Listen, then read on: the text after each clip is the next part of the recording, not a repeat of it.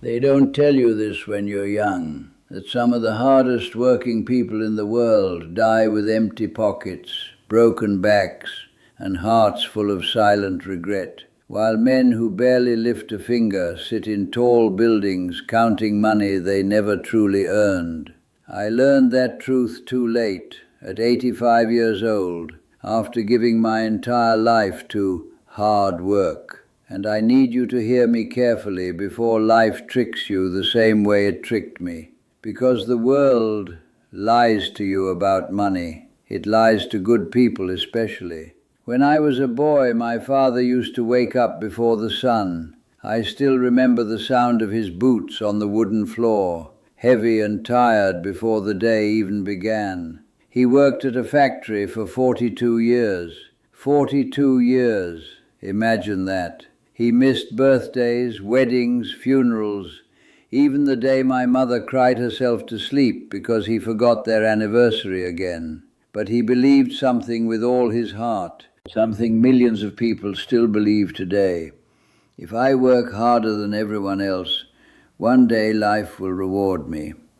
That sentence destroyed his life, and for many years it destroyed mine too. You see, when you are young, people clap for your exhaustion. They praise you for sacrificing sleep, sacrificing health, sacrificing your peace. They call you disciplined, responsible, ambitious. Nobody stops you and says, "Be careful," because the system loves hard-working people who never stop to think. No one tells you that hard work without understanding money is like digging a deeper and deeper hole with your bare hands, believing treasure is waiting at the bottom. I know because I lived it. When I was 23, I got my first real job. I still remember how proud I felt holding that paycheck. It wasn't much, but to a young man raised with struggle, it felt like proof that I mattered, proof that I was becoming a man. And from that moment on, my entire identity became tied to work. I worked overtime, weekends, holidays. When my wife wanted me home, I said, "I'm doing this for us." When my son asked me to play catch outside, I said, "Maybe tomorrow, tomorrow, tomorrow, tomorrow." Funny thing about tomorrow, it keeps moving away from you until suddenly there are no tomorrows left. My son grew up while I was busy making someone else rich. That realization nearly killed me when I became an old man. You know what hurts the most? Not the long hours, not the physical pain, not even the money I lost chasing promotions that never truly changed my life. What hurts is realizing I traded irreplaceable moments for numbers in a bank account that were never enough anyway. Because here is the bitter truth nobody wants to say out loud.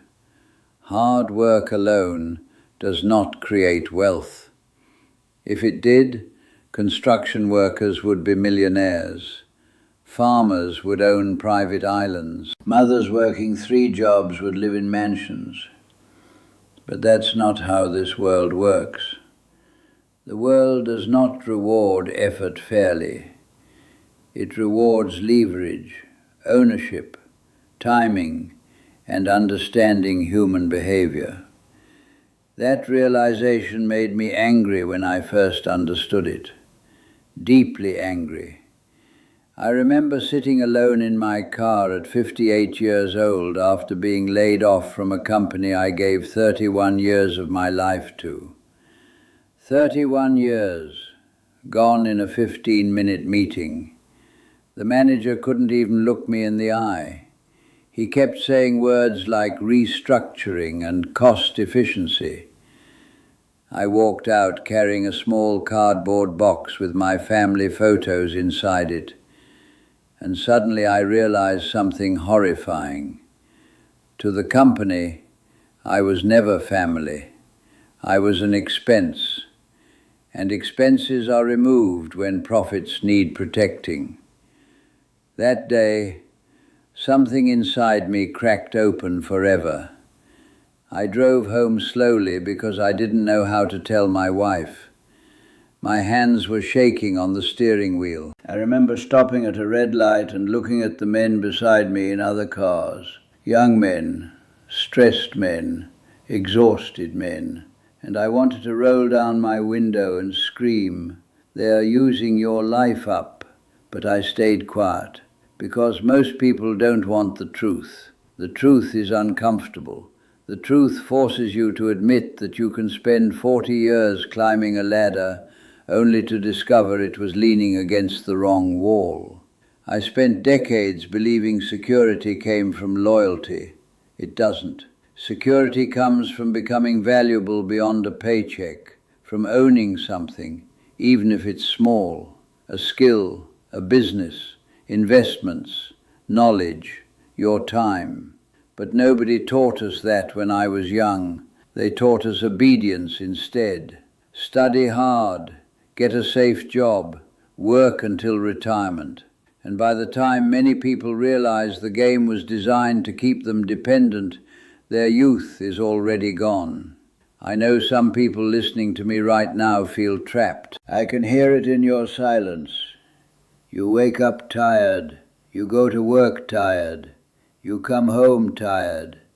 And at night you lie in bed staring at the ceiling, wondering why life feels empty, even though you're doing everything society told you to do. I know that feeling. I carried it for most of my life like a stone inside my chest. And the saddest part is this. Many hard-working people become so busy surviving that they never have time to truly think. That's how the cycle continues generation after generation. A man works himself to death. His son watches him, then repeats the same life because he thinks exhaustion equals honor. Listen to me carefully. There is dignity in honest work. I am not telling you to become lazy. Laziness rots the soul too. But there is a difference between meaningful work and blind sacrifice. A very dangerous difference. The world will happily take everything from you if you keep offering yourself without limits. Your energy, your youth, your health, your marriage, your peace. And when you finally collapse, the machine keeps moving as if you were never there. That truth sounds cruel, but strangely, it also freed me. Because once I stopped worshiping work, I finally began to understand life. I started noticing small things again. Morning sunlight on my kitchen table, the sound of my wife laughing softly while reading, birds outside my window that had probably been singing for decades while I was too busy chasing money to hear them. I realized wealth is not just numbers. A man with millions can still be poor if he has no peace, and a man with modest means can still feel rich if he owns his time, his mind, and the love of people around him. I wish someone had told me that when I was 30. Back then I thought success meant proving myself to the world. Now, at 85, I understand something entirely different. Most people are not starving for money. They are starving for freedom. Freedom to wake up without dread. Freedom to spend time with people they love. Freedom to sit quietly without anxiety chewing through their chest. Freedom to feel alive before they die. And you know what's heartbreaking? Many people sacrifice that freedom in the name of earning a future they never actually reach. I had a friend named Daniel, smart man, hard worker. He kept saying, 1 more decade, then I'll finally enjoy life. 1 more decade. Life heard him and laughed. He died of a heart attack at 52. Never traveled, never slowed down, never enjoyed the money he spent his life chasing. At his funeral, people talked about how hard-working he was. But standing there beside his coffin, I kept thinking something nobody else would say. Hard work was not the meaning of his life. It was the thing that consumed it. That realization haunted me for years. You see, death has a way of stripping away illusions. When you become old, you stop caring about impressing strangers. You stop caring about titles, fancy offices, expensive watches. None of that sits beside your bed when your body begins failing. What matters in the end is painfully simple. Did you actually live? Did you love deeply? Did you laugh enough? Did you spend your years building memories or merely paying bills? I know these words may sound heavy to you, but I speak them because I don't have much time left, and old men eventually become allergic to pretending. I spent too many years pretending money alone would save me. It didn't. Money solved some problems, yes. Poverty is hard, and anyone telling you money doesn't matter has probably never struggled to pay rent. But after your basic needs are met, something strange happens. The soul begins asking deeper questions, questions no paycheck can answer. Who am I? What was all this for? Why do I still feel empty? I ignored those questions for decades because I was afraid of them. Most people are. It's easier to stay busy than to face yourself honestly. But eventually life corners you, and when it does, you realize time was the real currency all along. Not dollars, not promotions, time. And once time leaves your hands, no amount of money can buy it back. That is the cruelest financial truth I learned at 85. The rich understand this early. That's why they spend money to save time. The poor are often forced to spend time just to survive. And the middle class, people like I was, spend their entire lives trapped in between, believing one more raise will finally make them free. But freedom rarely arrives by accident. You have to think differently, live differently, protect your attention fiercely, and most importantly, you must stop measuring your worth by how exhausted you are. I wish you could understand how dangerous that mindset becomes over a lifetime. Some people wear burnout like a medal. I'm so busy. I barely sleep. I'm grinding. But deep down, many of them are spiritually starving.